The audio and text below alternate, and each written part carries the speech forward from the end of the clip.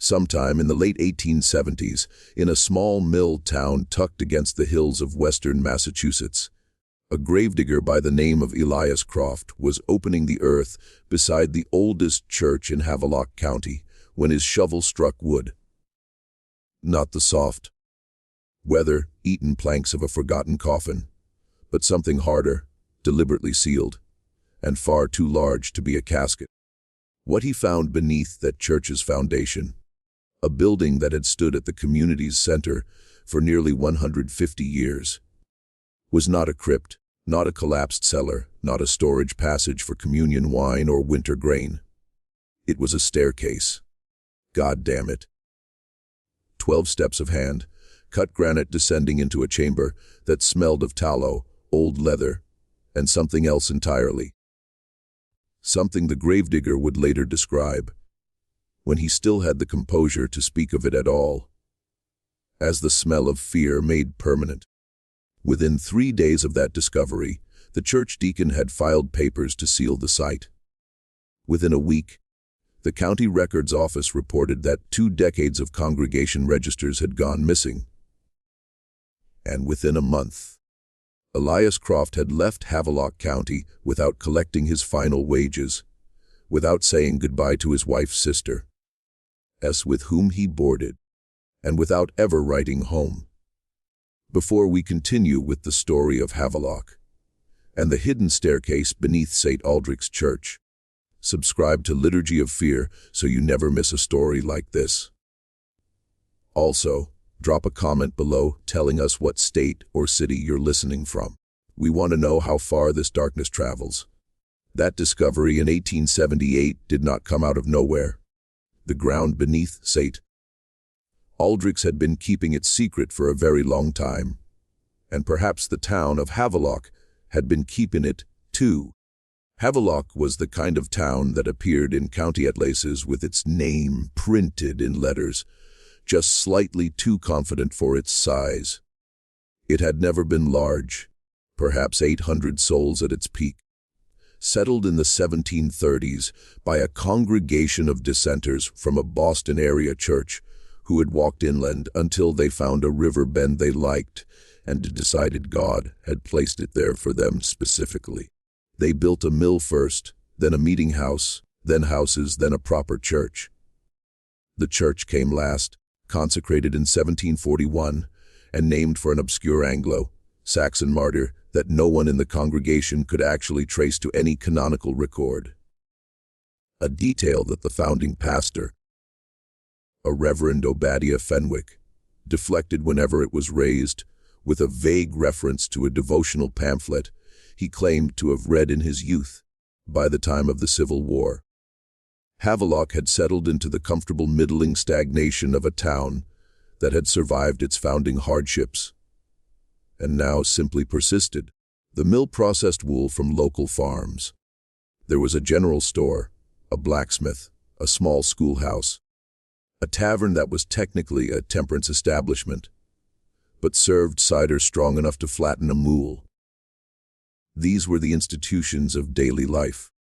The church, St. Aldric's, occupied the highest point of the main road, set back from the street on a modest rise. Its white clapboard siding was repainted every decade by volunteers whose piety and their desire to be seen being pious were roughly indistinguishable. The congregation was a Congregationalist in denomination and New England in temperament, which is to say, deeply uncomfortable with emotional display, intermittently suspicious of outsiders, and absolutely committed to the public performance of moral rectitude, regardless of what occurred in private. The pastor in 1878, when Elias Croft's shovel struck granite, was a man named Reverend Silas Drummond, 53 years old, a widower, a temperance advocate, and the third consecutive member of his family to hold the position. His grandfather had been called to the pulpit here in 1799. His father had served until his death in 1851, and Silas had assumed the role without anyone formally offering it to him. He had simply begun delivering sermons, and the congregation had found it easier to accept than to object. He was not a warm man. He was not a cruel man either. At least not in any way that was visible.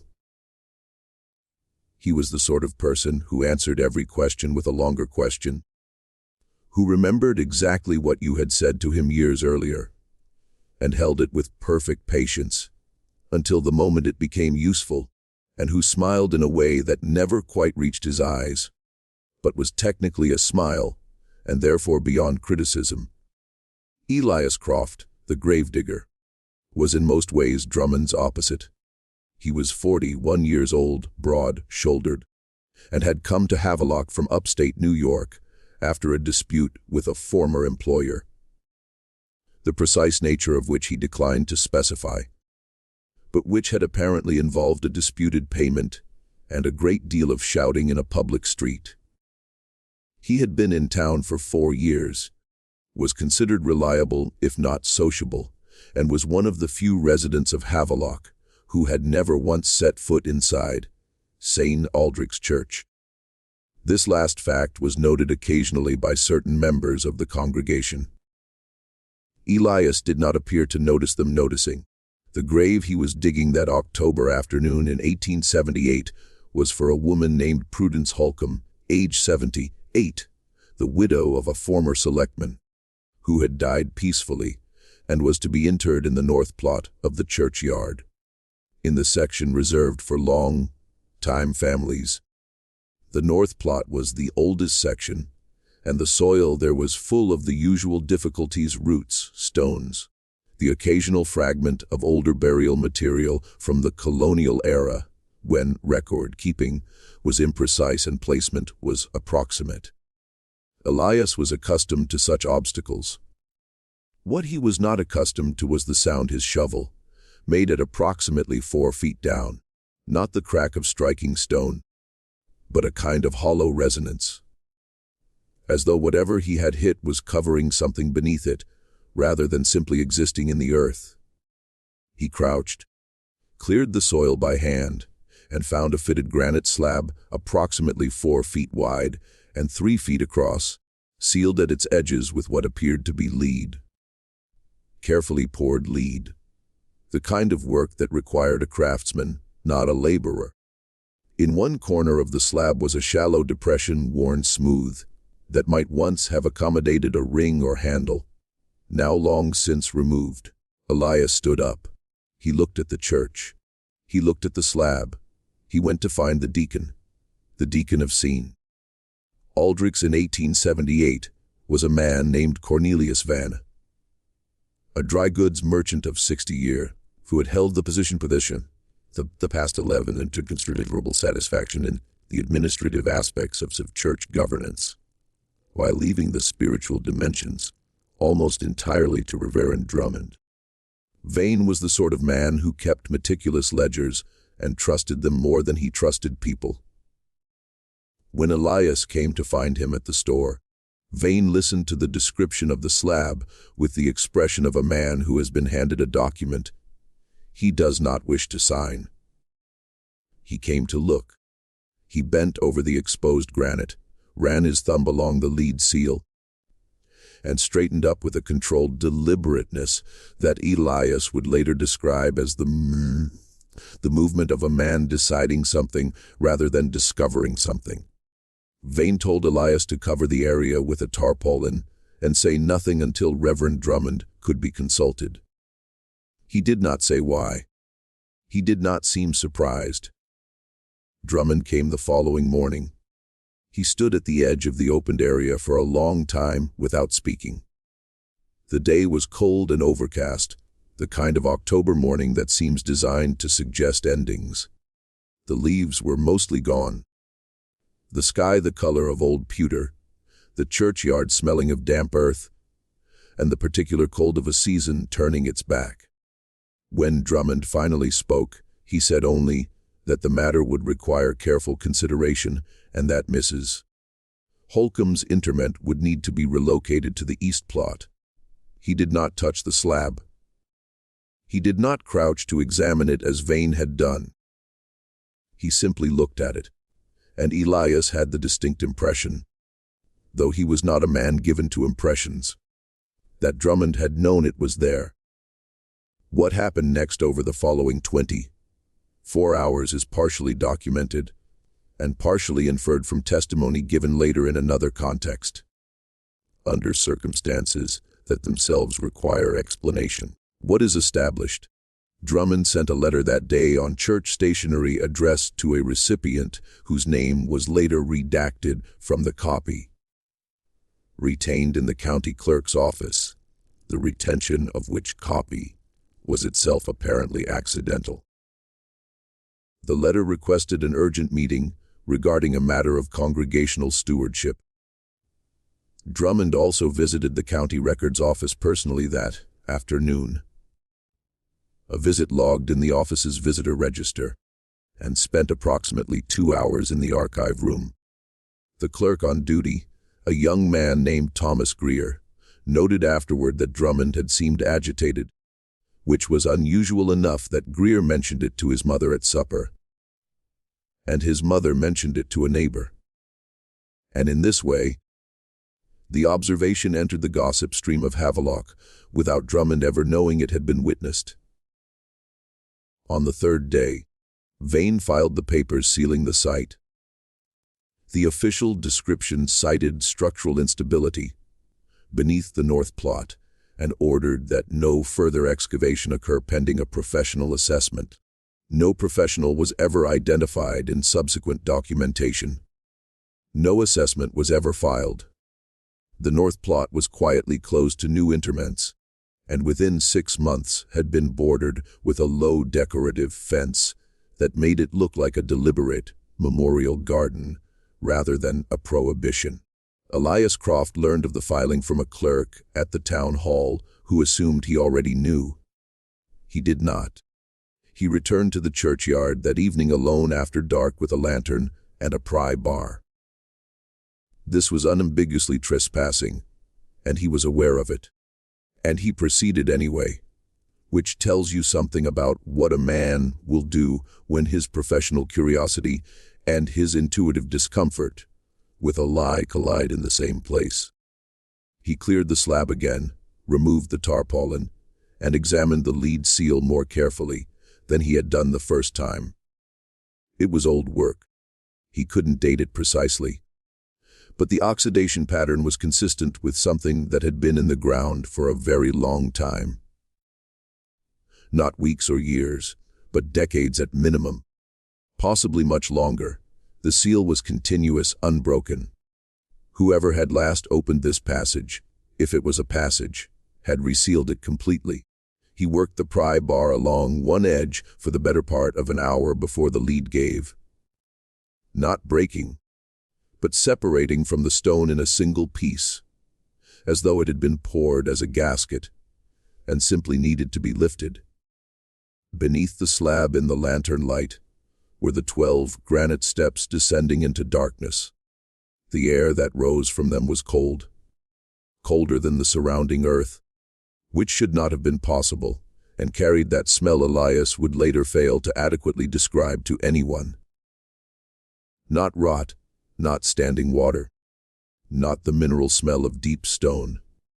Something older and more personal than any of those, as though the space below had once been full of human breath and fear and had retained the memory of it after the people were gone. He went down. He counted the steps as he went. He would tell exactly one person what he found at the bottom, and that person would tell exactly one other person. And the chain of transmission is fragmentary enough that what we have is partial, interpreted, and filtered through people who were themselves frightened by what they were repeating. But certain elements are consistent across every version. The chamber was roughly rectangular, perhaps 20 feet by 15, with walls of fitted fieldstone that appeared to predate the church's construction.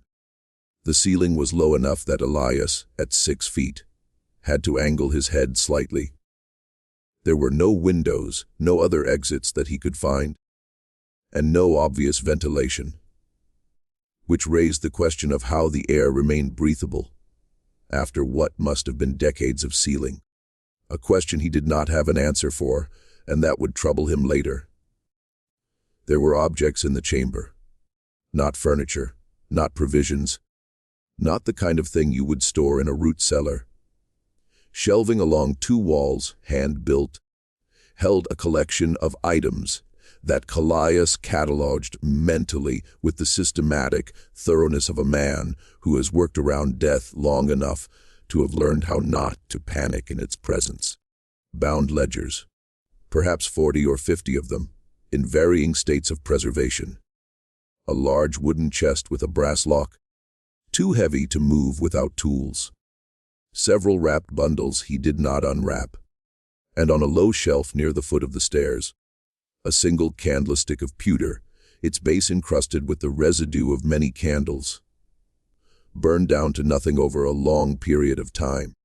The wax layers had accumulated like geological strata, preserving in their depth the impression of many different fingers.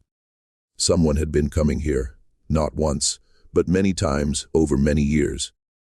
And the most disturbing element, the one that Elias reportedly returned to whenever he spoke of it, was not anything he found in the chamber itself. It was something he noticed on the underside of the granite slab as he prepared to climb back out. Carved into the stone, crudely, with something sharp, in letters no more than an inch high, were two words in what appeared to be Latin nemo siat. Let no one know. You know, in the weeks that followed Elias Croft's disappearance from Havelock. He was gone by early November, his room cleared, his wages uncollected. A brief note left with his landlady that said only that he had found employment elsewhere. The community's relationship to Satan. Aldric's church underwent a subtle but pervasive shift. Nothing was said openly. In Havelock, as in most New England towns of its era, the socially acceptable range of public discourse was narrow, and the consequences of exceeding it were real, if informal. You did not accuse a reverend. You did not challenge a deacon's administrative decision. You certainly did not repeat the word of a laborer who had vanished in ambiguous circumstances over a matter that the legitimate authorities had seen fit to close. But things were said in the dry goods store, in the tavern, or at the schoolhouse gate, when mothers were waiting. The gossip had a quality that distinguished it from ordinary rumor. It was quieter than it should have been, and it traveled in shorter chains, as if people were instinctively limiting who they told. Thomas Greer, the records office clerk, mentioned to a cousin that Reverend Drummond had seemed less like a man surprised by a discovery than like a man managing a crisis he had anticipated. An older woman named Harriet Selcom, who had lived in Havelock her entire 72 years and whose memory for local history was more reliable than the county archive, told her daughter that there had been whispers about St. Aldric's foundations before. Decades earlier, when the church had been partially refloored in the 1840s. She said that a workman involved in that project had reportedly refused to speak about what he had seen during the renovation and had thereafter attended services at a Methodist church in the next town until his death. The 1840s renovation was documented in the church records. Or rather, it had been by December of 1878, when a local historian named Edmund Lacey attempted to examine those records for a county history project he was compiling. He found that the congregation registers for the years 1856 through 1872 were missing from the church archive, and that the renovation records he sought had apparently been filed in a different portion of the archive that was currently under reorganization and could not be accessed at present.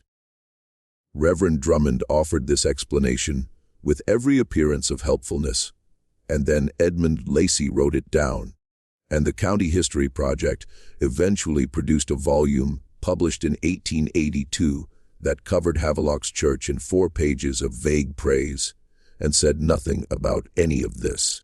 What Harriet Selcom's daughter, a woman named Margaret Yarrow, did over the winter of 1878 and into 1879 was more methodical than gossip. Margaret was 38 years old, unmarried, educated at a female seminary in Northampton, and employed as the schoolteacher at Havelock's one-room school. She had the analytical habits of a person who had spent years teaching children to reason from evidence rather than assumption. And she applied those habits, now with a patience and discretion that were necessary given the social environment she was operating in. She did not confront anyone. She did not file complaints. She began, very quietly, to write letters. She wrote to the Congregationalist Regional Conference, inquiring about the history of St. Aldric's founding congregation and whether records from the church's earliest years were retained centrally. She received a polite reply indicating that records prior to 1780 were inconsistent and that what the conference held for Havelock was minimal. She wrote to the Massachusetts Historical Society asking about settlement patterns in the Western Hill country during the 1730s and whether the group that had founded Havelock had any documented history prior to their arrival. This reply was more interesting. The society held correspondence from the 1730s that referenced a group of dissenters from a Boston congregation.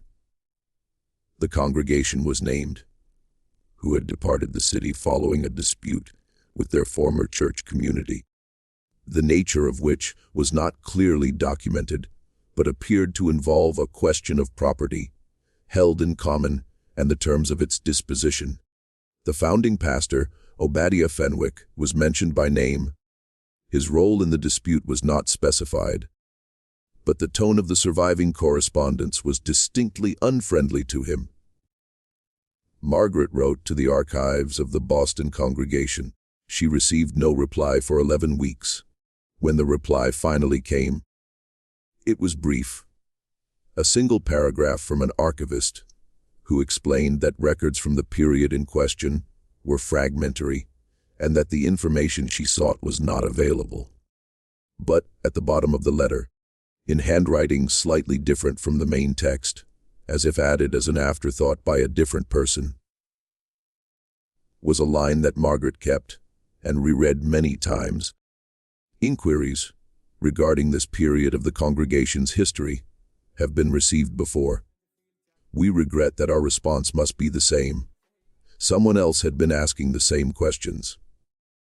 Margaret did not know who. She began to wonder if they had found answers, and what had happened to them afterward. In the spring of 1879, a stranger arrived in Havelock. This was not in itself remarkable. The town received travelers from time to time, salesmen and surveyors, and the occasional tourist whose interest in New England scenery had carried them off the main roads. What was somewhat unusual about this particular arrival was that he was not passing through. He took a room at the tavern for what he described as an extended stay and settled in with the deliberateness of a man who had come for a specific purpose and was prepared to take the time required to accomplish it.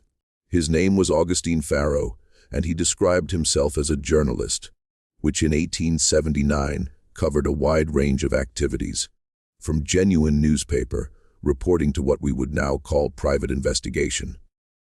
He was perhaps 50, with the careful eyes of a man who had learned to observe without appearing to observe. He was quiet, and he carried a leather satchel that he did not set down in public, and a notebook that he filled with small, closey, written text in a hand that was almost impossible to read over his shoulder, as 2 or 3 curious Havelock residents discovered when they tried. He was pleasant, asked questions that seemed innocuous, and accepted evasive answers with a graciousness that did not mean he stopped asking. He had come, he told the tavern keeper, because he was writing a long piece about the founding of mill towns in western Massachusetts, and was interested in the older settlement histories. He attended a Sunday service at St. Aldric's and sat in the back pew without a hymnal, watching the congregation more than the pulpit. He visited the records office. He spoke with Edmund Lacey about the county history project at length, taking careful notes and asking questions that Lacey described afterward as surprisingly astute for a man with no apparent background in local history. He walked the churchyard alone on a Tuesday afternoon and stood for a considerable time near the decorative fence that now bordered the north plot, doing nothing in particular that anyone could observe, but apparently doing something. Some private calculation, some measurement taken by eye. He bought rounds at the tavern. He was generous with his tobacco. He had a quality that certain people in certain professions develop over years, a kind of deliberate unthreateningness, an ability to sit in a room and make it seem as if his presence there were entirely accidental. That caused people to speak more freely in his vicinity than they might otherwise have done. He learned this way that Harlan Tibbott had not attended services for several weeks, and that this was considered strange.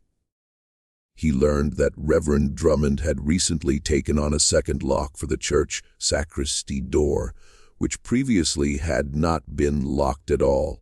He learned that a young man who did odd jobs for the church had been relieved of those duties in November and given no explanation, and that this young man had mentioned to a friend that he had heard, on one occasion when he was working late, and entered through the side entrance, rather than the main door, what he described as the sound of heavy things being dragged across a stone floor from somewhere below him, and approximately 2 weeks after his arrival. Through a chain of social introduction whose mechanics Margaret Yarrow could not fully reconstruct later, he appeared at her door one evening and asked if she might be willing to speak with him about local history. She was cautious. She was also, and this is important to understand, deeply relieved, because she had been sitting with her findings for 4 months in nearly complete isolation, with no one she trusted enough to share them with.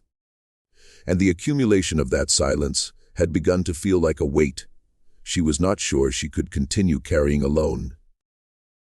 She had been sleeping badly.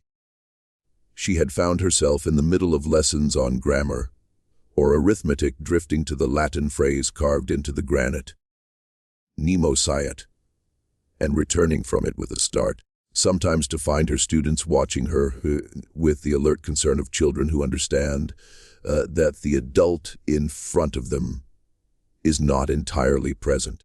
She had started walking home from school by different routes for reasons she could not entirely articulate. She let Pharaoh in. They talked for 3 hours. She showed him the letter from Boston. He showed her something in return. What Pharaoh had was a document he had obtained, through methods he declined to specify, from the estate of a man named Jonathan Peale, who had died in 1871 in Hartford, Connecticut, and who had been, 40 years earlier, one of the workmen involved in the 1840s renovation of St. Aldric's floor. Peale had not, apparently, spent his post-Havelock years in total silence. He had written an account dated 1865, which he had sealed and left with his personal papers, with instructions that it not be opened until after his death. He was apparently confident that the passage of time would provide some protection to whatever he felt he was describing. It had taken another 6 years for the estate to be settled and the document to surface, and another 8 for it to reach someone who understood its significance. During those years, the document had passed through at least 3 pairs of hands, each of whom had read it, felt the particular chill of recognizing something that does not fit neatly into any existing category of experience, and then done nothing. Not because they were cowardly, necessarily, but because doing something with a document like this required knowing what kind of something was possible and none of them had known.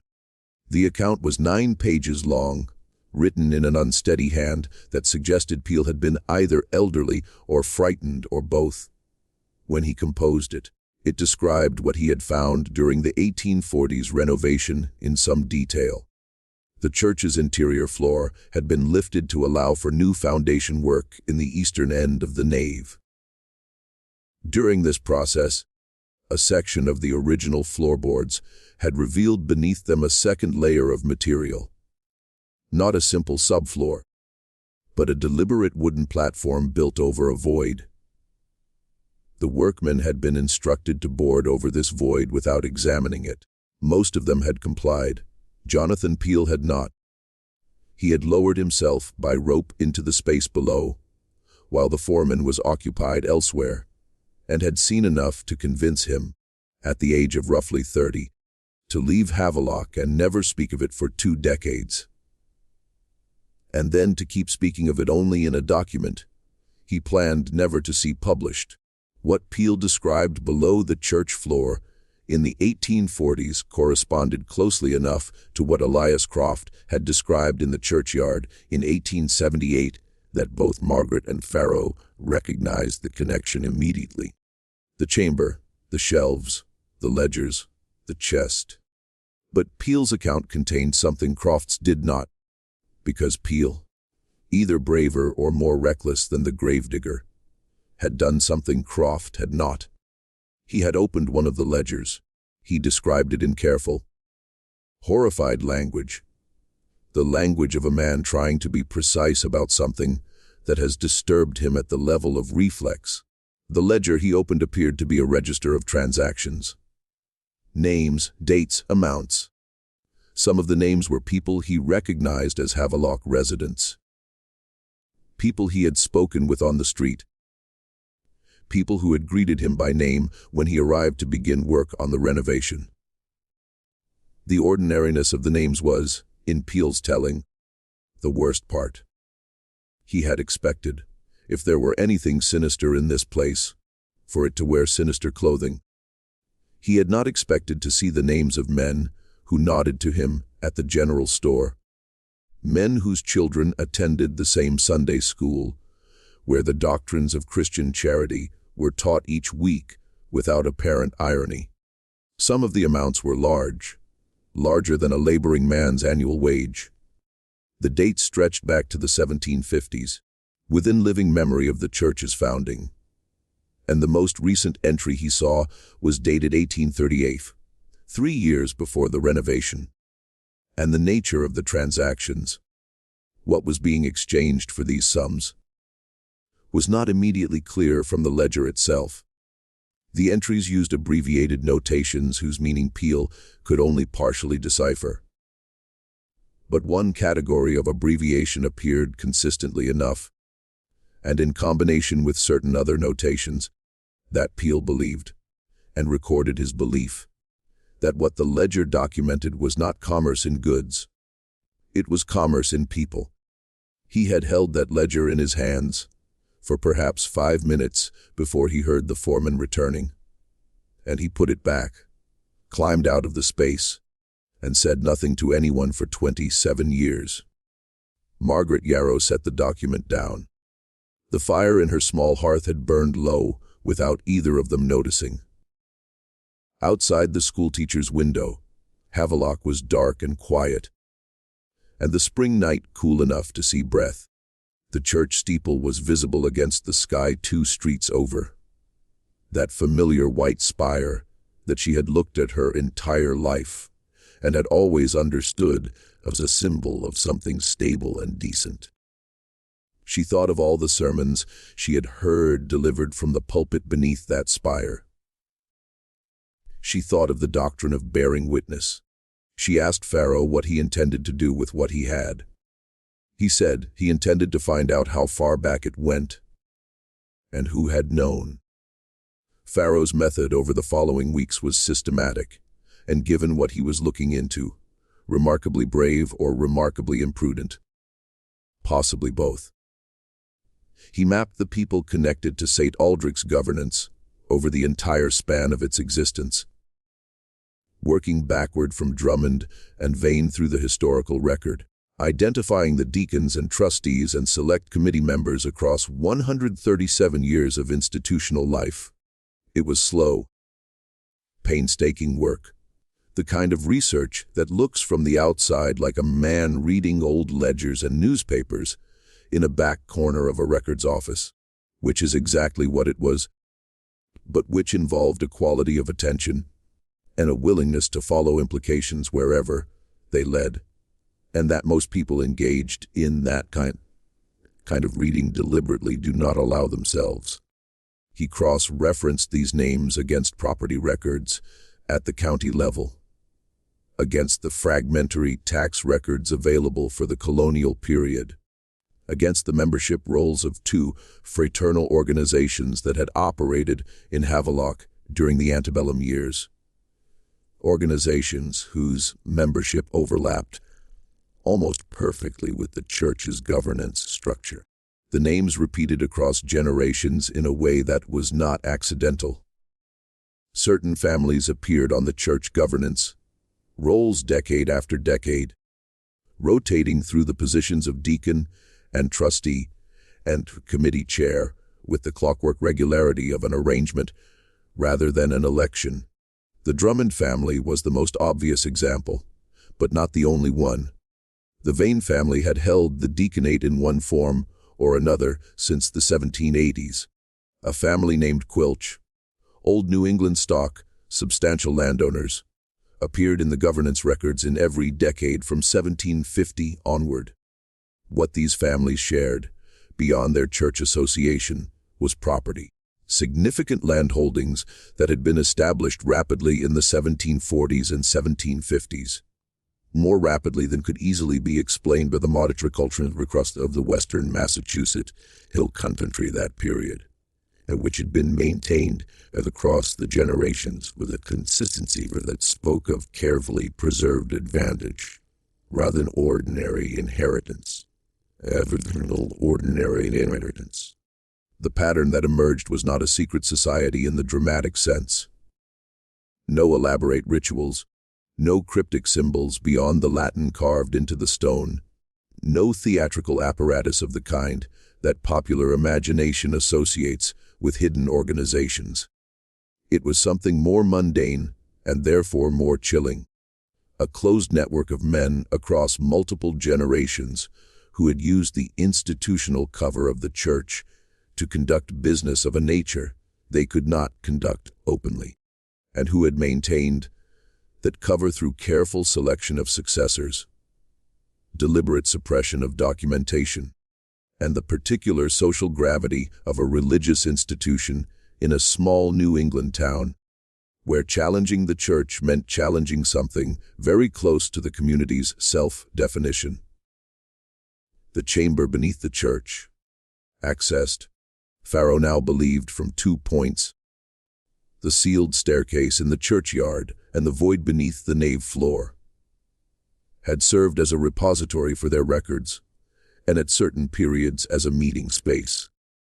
The lead sealed slab had been resealed at least twice, based on the stratification of the seal material, which suggested deliberate periodic access and reclosing, and the most recent resealing appeared to date from the early 1860s, the Civil War years, when the question of what had been recorded in those ledgers would have become, for the men who held that knowledge, a matter of existential urgency, because the war had changed the calculus entirely.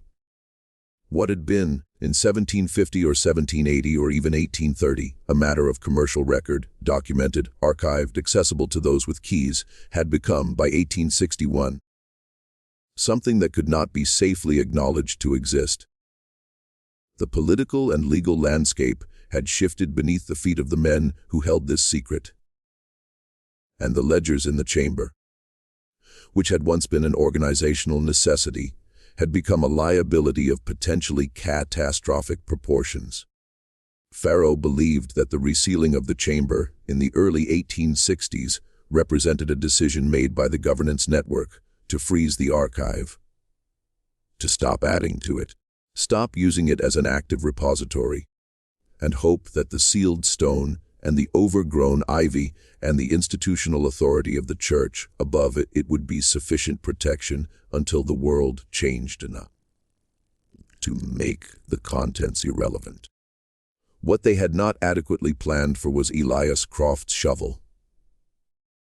Because what had been recorded in those ledgers, Pharaoh now believed with substantial confidence, was the movement and sale of enslaved people, not in the South, but through New England, during a period when the region's relationship to the slave trade was considerably more complicated than its later self-presentation suggested. Western Massachusetts, in the mid-18th century, was not a slave state, but it was not an innocent one, either. The trade routes that passed through it, the networks of transport and commerce connecting coastal ports to inland towns, had been used for purposes the history books, written in the 1880s, by men like Edmund Lacey, were not inclined to examine carefully. Reverend Obadiah Fenwick and his founding congregation had not simply been dissenters who walked inland until they found a pleasing river bend. They had been, Pharaoh believed, people with something to hide who had chosen distance and institutional authority as their protection. The dispute with the Boston congregation from which they had departed, the dispute over property held in common and the terms of its disposition, may well and a falling out over the terms of an enterprise whose nature neither party wished to commit to paper in language could be understood. He shared this theory with Margaret carefully, in stages, watching her face as he went. She did not disbelieve him. She had been reading the same history that he had, and she had arrived at similar conclusions, by a slightly different route. And the convergence of their reasoning felt to her less like confirmation than like the uncomfortable recognition of something she had been trying not to conclude. She thought about the founding families of Havelock, the names she had grown up hearing spoken with a kind of ancestral reverence, and the names on the stone monuments in the churchyard, the names of roads and landmarks. She thought about what it meant for a community's sense of itself if the foundation beneath its oldest institution was not what it had always believed. The implications were not abstract. They were architectural. They touched everything built on top of them. The implications for Reverend Drummond were clear. He was not the originator of the secret. He had inherited it, as his father had before him, as his grandfather had before that. 3 generations of Drummonds in the pulpit of St. Aldric's, each one receiving from his predecessor the knowledge of what lay beneath the building where they preached. Whether Drummond had himself used the chamber, had added to the ledgers, or had continued any active form of the practice, this Pharaoh could not yet establish. But the destruction of the congregation registers for the years 1856 through 1872 had been deliberate, and it had been deliberate in a way that suggested someone had known those years' records were dangerous. In late May, Pharaoh's room at the tavern was entered while he was absent. He knew it had been entered because he kept his materials in a particular arrangement that he checked every time he returned, and the arrangement had been disturbed. Not carelessly, not in the fashion of an ordinary burglar, but with the precision of someone who had been looking for specific things and had taken pains not to leave obvious evidence of their search, which itself told Pharaoh something important about who had arranged it. Nothing appeared to have been taken. His notebook, his most important documents, he carried with him. But he understood the message with complete clarity. He told Margaret that evening that they should both proceed carefully, and that she, in particular, should be cautious about any conversations in the schoolhouse. She asked him if he was frightened. He said he had been doing this kind of work for 20 years and that being searched was usually a sign you were close to something. He did not say whether that was supposed to be comforting. 3 days later, a member of the church's board of trustees, a man named Harlan Tibbet, who had farmed 40 acres east of town for 30 years and attended every board meeting without fail for 15, came to the tavern and asked to speak with Pharaoh privately. They sat in a back corner of the common room, the fire burning low. 2 other men at the bar talking about nothing in particular, with the deliberate absorption of people who are politely not listening. Tibbet was a large man, broad through the shoulders, with the calloused hands of someone who had worked the same land for 30 years. He held his hat in his lap and turned it slowly while he spoke. The way men hold things, when they need to do something with their hands to keep the rest of themselves from moving.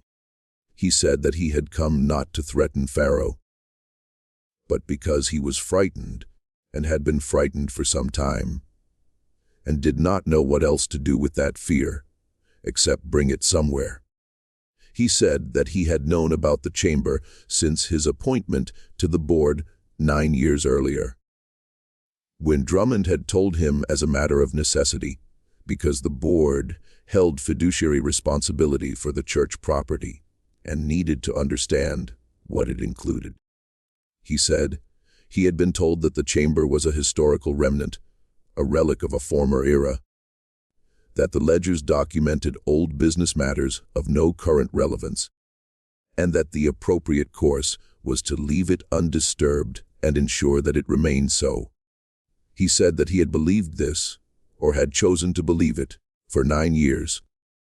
He said he was not sure he believed it anymore. He paused here. The fire cracked. One of the men at the bar said something that made the other laugh. He said that 2 nights ago, Reverend Drummond had burned something in the church's wood stove, an unusual thing to do in late May, and that he, Tibbet, had been present when Drummond did it, and had seen enough of what was being burned to recognize that it was pages from one of the bound ledgers. He said he did not know how Drummond had gotten the ledgers from the chamber, or when.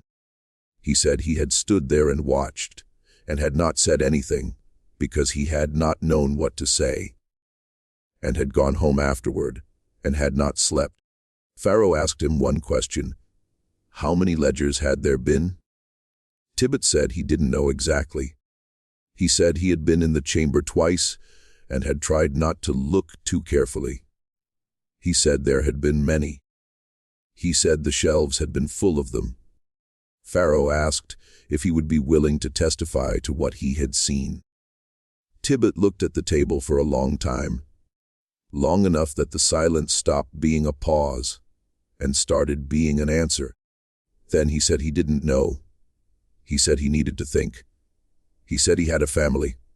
He said the words flatly, without drama, as a simple statement of the thing that stood between him and what he knew was right. And Pharaoh did not press him on it, because there was nothing to press. Tibbet stood up, put on his coat, and left the tavern into the warm spring night. He did not return. He did not send word. He simply removed himself from the situation, in the way that people remove themselves from situations when the cost of remaining has become too high to pay. Just when we thought we'd seen it all, the horror in Havelock intensifies. If this story is giving you chills, share this video with a friend who loves dark mysteries. Hit that like button to support our content, and don't forget to subscribe to never miss stories like this. Let's discover together what happens next. On the 14th of June 1879, Margaret Yarrow sent a letter to a journalist she knew at the Springfield Republican, a man named Horace Belden, who had published pieces on local history and institutional accountability, and who had, in her estimation, the combination of courage and credibility that what she was about to describe would require. The letter took 11 days to produce a response. during which time she taught her classes, maintained her ordinary routines, and experienced the particular quality of fear that is not dramatic but chronic. The low-grade awareness that the ground beneath you is less solid than it appeared, and that certain people who have reason to wish you quiet are aware of your existence. Pharaoh, in those same days, had made two decisions that would prove critical. The first was to write out a complete account of everything he had found and to send it by registered post to a colleague in Boston with instructions that if he did not write to confirm its receipt within 3 weeks, the colleague was to deliver it to the office of the Massachusetts Attorney General. The second was to attempt to gain access to the chamber directly.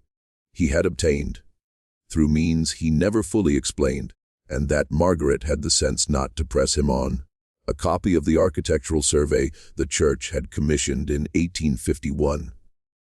A survey that contained, in its depiction of the foundation structure, something no subsequent official document had mentioned.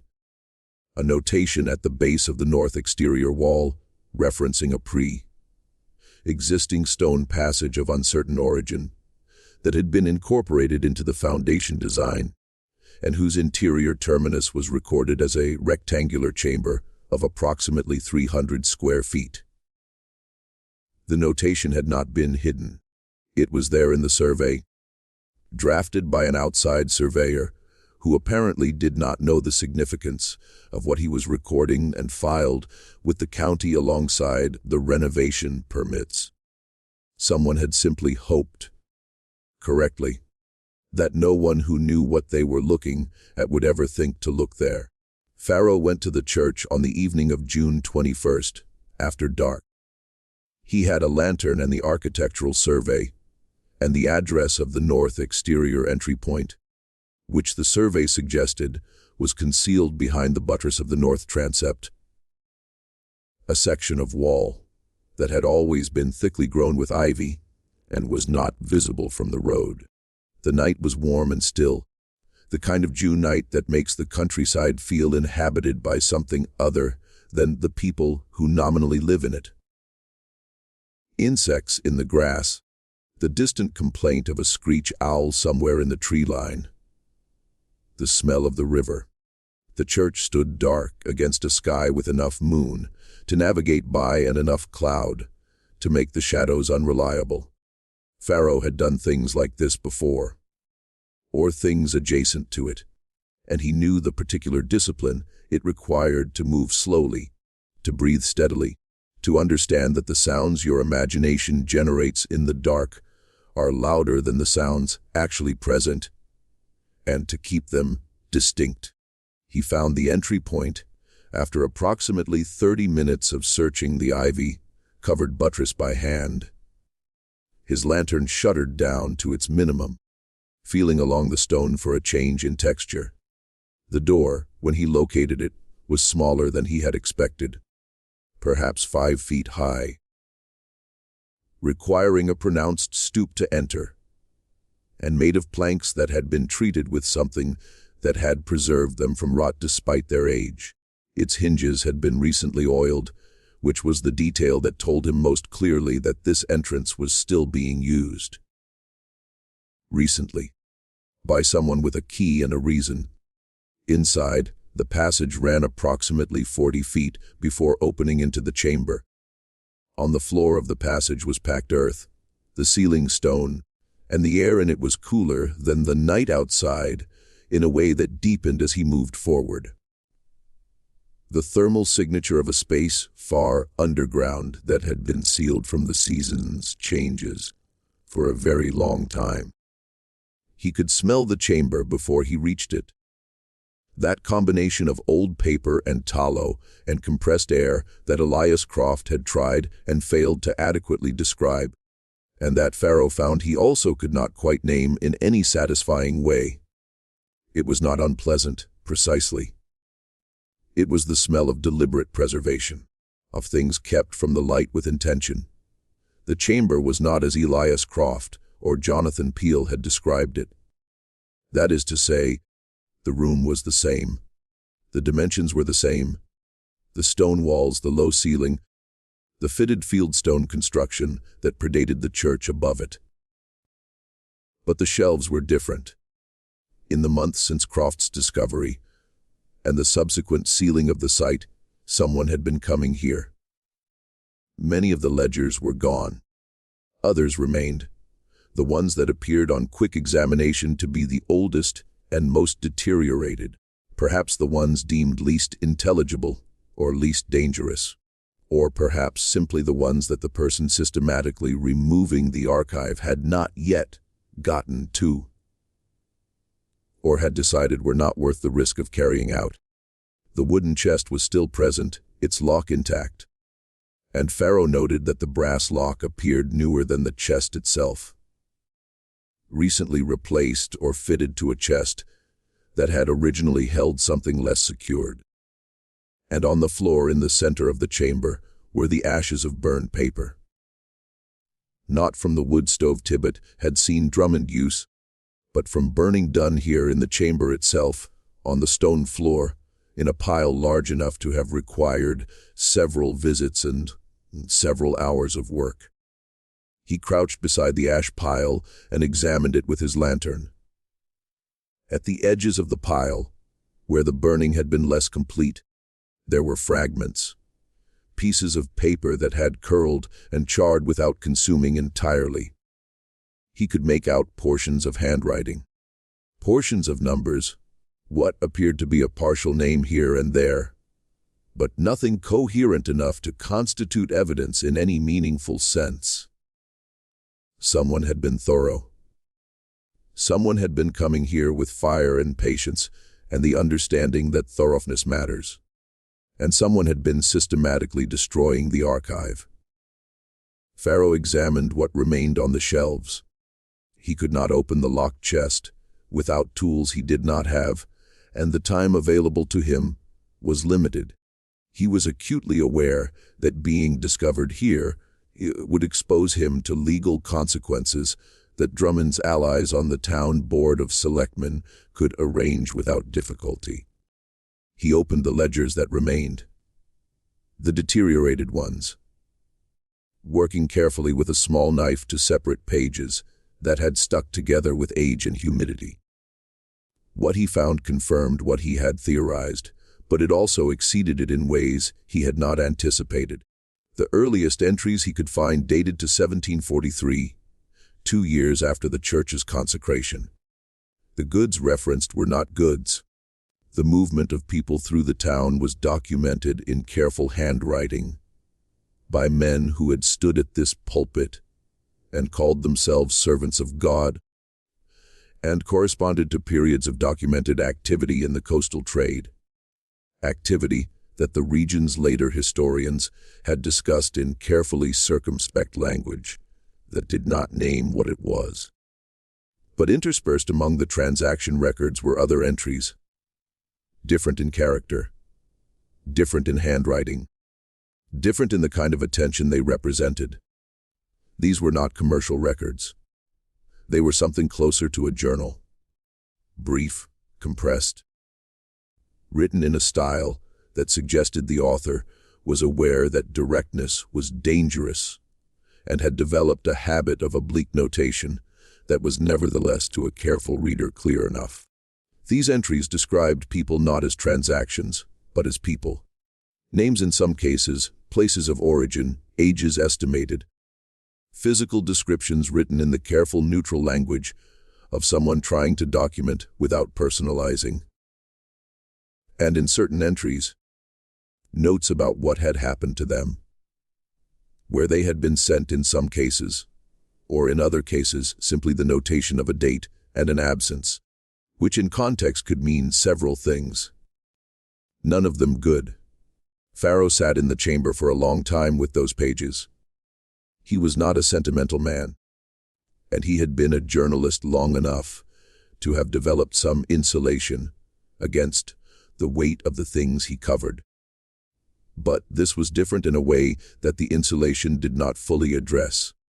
He was sitting in a room that had been used for over 100 years by men who prayed on Sundays and maintained accounts on other days, who had looked at other human beings and had written them into ledgers, who had sat in this exact space with candles burning and found the thing they were doing administrative rather than monstrous.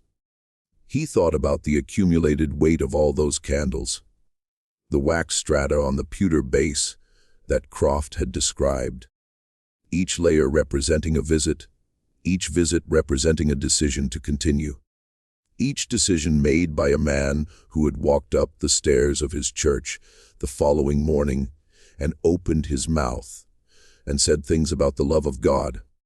He gathered what he had, the few pages he had been able to carefully separate from the most legible remaining ledger, and went out through the exterior door, pulling it closed behind him, and pressed himself against the ivy in the dark of the buttress. He heard footsteps above him, not on the exterior path, but from inside the church. Someone was in the nave, moving toward the interior passage entrance. The footsteps were measured unhurried, the footsteps of someone who had walked this path many times. Pharaoh pressed himself flat against the stone and did not breathe. The ivy smelled of dampness and old growth. A light appeared at a gap in the stonework. A lantern carried by someone moving through the interior passage. The light moved and stopped and moved again, and then was still. He waited. The night around him was full of small sounds that his body was translating as threats. He stood there for a very long time until the light was gone and the footsteps had retreated and the church was dark again. When he finally moved, he moved quickly, and he did not stop until he was back at the tavern with his door locked and his chair pushed against it. He wrote through the night. In the morning, he sent the pages to Boston with a letter explaining their significance. That same morning, he went to find Margaret Yarrow and told her that the time for patience was over. The question was no longer what had happened beneath St. Aldric's church. That question had been substantially answered.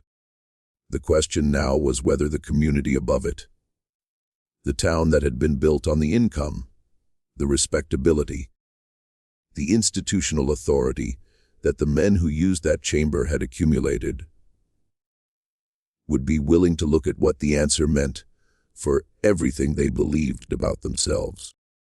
And if they were not willing, what would happen to the people who insisted on looking anyway? Reverend Silas Drummond preached that Sunday on the subject of forgiveness. Specifically, the importance of extending forgiveness to those who had committed wrongs in ignorance, and the equal importance of not compelling people to examine past sins that time had rendered irresolvable. It was a carefully constructed sermon, and those members of the congregation who were paying attention noticed that it made a sustained distinction between sins that were historical, committed by people now dead, in circumstances now gone, under a moral framework now superseded, and sins that were current, which were a different matter entirely and deserved a different response.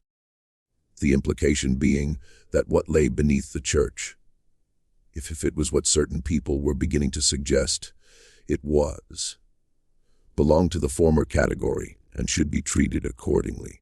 Several members of the congregation found the sermon peculiarly specific. Several others found it consoling. Harlan Tibbet was not present. His pew was empty for the first time in 15 years, and no one in the church commented on this, which was itself a kind of comment. The Springfield Republican published Horace Belden's piece in August of 1879. It ran across 4 columns and was careful. Belden was a careful writer, and he was also a practical one who understood what a New England newspaper could and could not say about a still functioning institution with lawyers and community standing. The piece did not name Drummond directly. It described the discovery of a sealed sub-foundation chamber beneath a Havelock church, and the apparent destruction of historical records that the chamber had contained. And the questions raised by documentary evidence suggesting the chamber had been used for purposes inconsistent with the institution's stated mission. It quoted two sources who were not named. It noted that attempts to speak with church officials had been declined. The piece was reprinted in 2 other Massachusetts papers and 1 in Connecticut. It generated correspondence, letters to the editors, to the Regional Conference of Congregational Churches. Some of the letters were outraged on behalf of the church. Some were outraged on behalf of the community. The Regional Conference sent a representative to Havelock in September, a young pastor from Worcester who met with Drummond privately for 2 hours and afterward released a statement saying that the matter was under review and the congregation should be assured of the conference's commitment to transparency and accountability, which in the language of institutional self-protection meant very nearly the opposite. Reverend Silas Drummond resigned his position in October 1879, citing poor health. He was 64 years old and had never previously given any indication of health problems. He moved to a house in western Connecticut, where he lived quietly for another 11 years before dying in 1890. No charges were ever filed against him. The county records of his tenure show a gap in the midsection that was officially attributed to a filing error during an office reorganization. Cornelius Vane retired from the deaconate in the same month, also citing health. He remained in Havelock and continued to operate his dry goods store for several more years. He never spoke publicly about any of it, which had always been one of his most consistent qualities. The wooden chest in the chamber was eventually removed by order of the Regional Conference representative. Its contents were never publicly disclosed. A church record from 1882, part of an attempt to reconstruct what had been destroyed, contains a single line noting that certain historical materials had been received from an auxiliary storage space and transferred to the conference archive for safekeeping. The conference archive, when queried in subsequent years by historians, consistently reported that materials from this period were incomplete or unavailable. Harlan Tibbet left Havelock in 1880, sold his farm to a family from Vermont, and relocated to the Ohio Territory. He gave one interview to a local Ohio paper in 1887 in which he described his origins only as a small Massachusetts town and declined to be more specific. He said he left because the place had changed. And then he said that wasn't quite right, that the place had not changed, that he had, and that the difference between those two things was the entire matter. Margaret Yarrow continued to teach at the Havelock School for 4 more years before accepting a position at a girls' academy in Northampton, where she taught for the rest of her working life. She kept the letter from the Boston archivist, the one with the handwritten addition at the bottom, in a wooden box with other documents she considered significant. After her death in 1921, her papers were donated to the Northampton Public Library, where they sat in an uncatalogued collection for many years. A graduate student working on a thesis about antebellum commerce in western Massachusetts found them in 1967. The thesis chapter drawing on Margaret's documents was removed from the final version at the recommendation of the student's faculty advisor, who felt the claims required more substantiation than the available primary sources could provide. The documents themselves remain in the collection, available to anyone who asks for the Yarrow papers, though very few people do. Augustine Farrow published the most detailed account of his Havelock investigation, including the pages he had removed from the chamber, in a small Boston periodical in 1881. The piece generated less response than Belden's more cautious version, partly because the periodical had a small circulation, and partly because 1881 was a year in which the country had other things to attend to. He submitted an expanded version to 2 larger publications, both of which declined it. He continued working as a journalist for another decade, primarily on topics unrelated to New England church history. He died in 1903. His papers were not donated anywhere. St. Aldric's church continued operating under new leadership. Following Drummond's departure, the chamber beneath the north plot was filled with concrete in the spring of 1880 as part of what was described as a foundation stabilization project. The exterior door in the buttress was bricked over, and the ivy allowed to grow back. By 1885, you would not have known it was there. By 1900, no one in Havelock under the age of 30 had any knowledge that the matter had occurred at all. The church was repainted that year. A new white coat was applied to the clapboard siding by volunteers. And on the Sunday of the rededication, the new reverend delivered a sermon about foundations, the importance of building on solid ground, of knowing what lies beneath you, of carrying forward into the present the faith that those before us established and entrusted to our care. The congregation found it very moving. Several people said it was the best sermon they had heard in years. Elias Croft was never located. No further correspondence from him was found by his former landlady.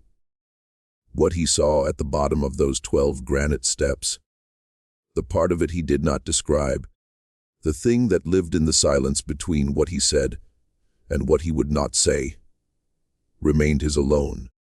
There are questions that get buried not because the answers are lost, but because enough people, in enough positions of enough authority decide, across enough generations, that the cost of knowing is higher than the cost of not knowing. And communities, like foundations, can be built on those decisions. They can stand on them for a very long time, and they can look from the outside perfectly solid. The Latin carved into the underside of the granite slab, Nemo Siat, was destroyed when the chamber was filled. We know it was there because Elias Croft told exactly one person, and that person told exactly one other person, and so on, down the long corridor of whispered things that survive only because some fragment of human conscience keeps insisting, against all practical interest, that someone ought to know. This mystery shows us something the history books rarely say plainly, that the most durable secrets are not the ones that no one discovers, but the ones that communities decide, together, to stop looking at. The staircase beneath St. Aldric's was not hidden from everyone. It was hidden by everyone who had enough to lose by its existence being known. What do you think of this story? Do you believe everything was revealed? Or do you think the most important ledger was the one that never made it out of that chamber? Leave your comment below, and if you want more stories like this, stories that make you question what's buried under the places we call sacred, subscribe to Liturgy of Fear. Hit the notification bell and share this with someone who loves the dark corners of history. See you in the next video.